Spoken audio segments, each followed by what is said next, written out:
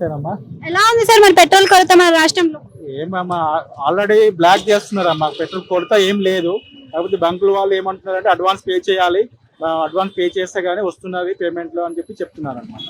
అంటే ఇప్పుడు ఈ విధంగా రద్దీ ఉండడం వల్ల చాలా పెట్రోల్ బంక్లు క్లోజ్ అయిపోవడం జరిగింది. మరి ఈ పరిస్థితి ఎలా ఉంటది? జాబ్స్ కి ఏమైనా ఇబ్బంది అవుతుందా? మార్నింగ్ నుంచి మేము దాదాపు 10 పెట్రోల్ బంక్ తిరిగినామమ్మా. 10 పెట్రోల్ బంక్ ఆఫీస్ నుంచి వస్తున్నాము, మళ్ళీ ఆఫీస్ నుంచి వచ్చి ఇప్పుడు పోయించుకోవాల్సి వస్తుంది. మళ్ళీ ఈవినింగ్ ఎట్లాగో రద్దీ ఈజీ అవుతుంది అని చెప్పేసి ఇప్పుడు ఇక్కడ పక్కకు ఉంది కాబట్టి వచ్చి పోపిస్తున్నాము. అది దాని అంటే ఇప్పటికే చాలా హోటల్స్ కానీ హాస్టల్స్ కూడా క్లోజ్ అవ్వడం జరిగింది ఎల్పిజి షార్టేజ్ వల్ల. అన్ని ఉన్నాయమ్మా. గ్యాస్ ఆల్రెడీ ప్రాబ్లం అవుతుంది, డొమెస్టిక్ కూడా ప్రాబ్లం అవుతుంది. వాడు ఏంటంటే ఆన్లైన్ కూడా వాడు బుకింగ్ అవ్వట్లేదు మాకు.